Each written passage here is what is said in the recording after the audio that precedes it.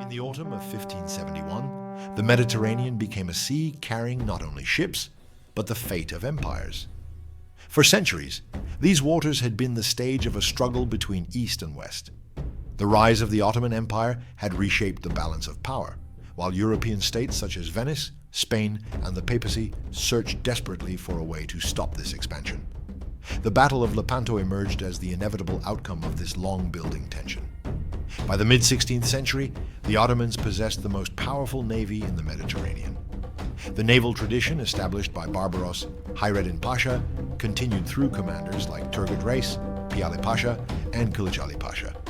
Ottoman flags flew from North Africa to the Aegean, from the Adriatic to the Eastern Mediterranean.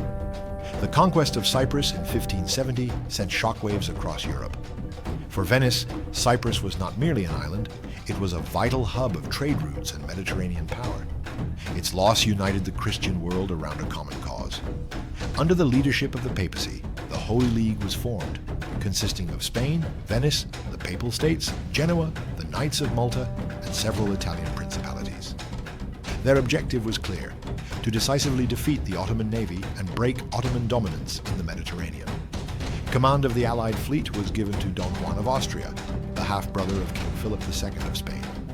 Young, ambitious, and driven by glory, Don Juan viewed the campaign as a crusade.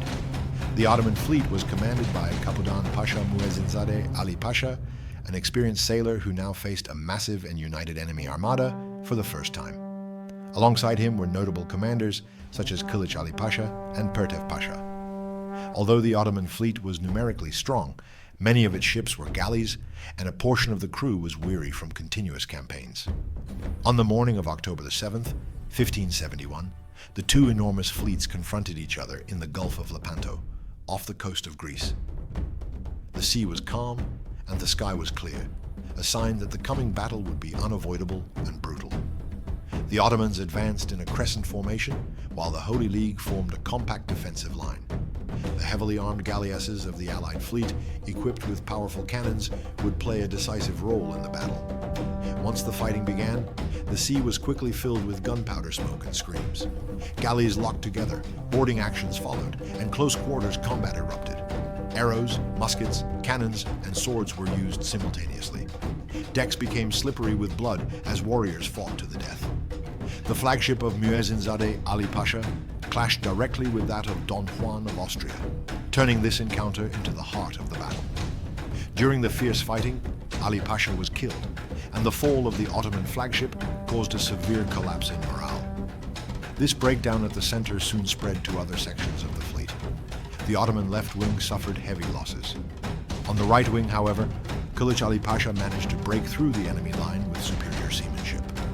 Despite this success, the overall outcome did not change. The Holy League relentlessly exploited its advantage in firepower and organization. By sunset, the battle was over, leaving behind a horrific scene. Hundreds of ships had been sunk or captured, and tens of thousands of men were dead. The Ottoman navy suffered one of the most devastating defeats in its history, losing around 200 ships. Thousands of Ottoman sailors were killed or taken prisoner. The Holy League also suffered heavy casualties, but the psychological victory was entirely theirs. The Battle of Lepanto is remembered less for its immediate military consequences and more for its symbolic impact. Across Europe, the idea that the Ottomans are not invincible spread rapidly. Church bells rang, victory paintings were created, and epics were written. In the Ottoman world, the defeat caused deep shock. Yet this loss did not mean the end of Ottoman naval power. In the aftermath of the battle, the Ottoman Empire rebuilt its navy with astonishing speed. Under the leadership of Kılıç Ali Pasha, a new fleet of hundreds of ships was launched in a short time. According to legend, an Ottoman statesman told the Venetian ambassador, "You have shaved our beard. We have cut off your arm. A shaved beard grows back thicker." Indeed, within a few years, the Ottomans once again became a major force in the Mediterranean. While Lepanto marked the end of Ottoman absolute dominance at sea, it did not completely transform the balance of power in the Mediterranean. However, it revealed that artillery and firepower had become decisive in naval warfare and signaled the gradual end of the galley era.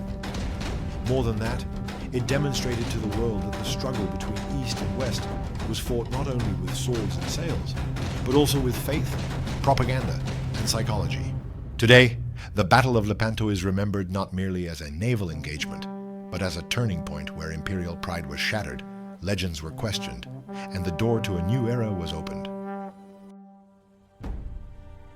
Thanks for watching. Subscribe for more historical documentaries.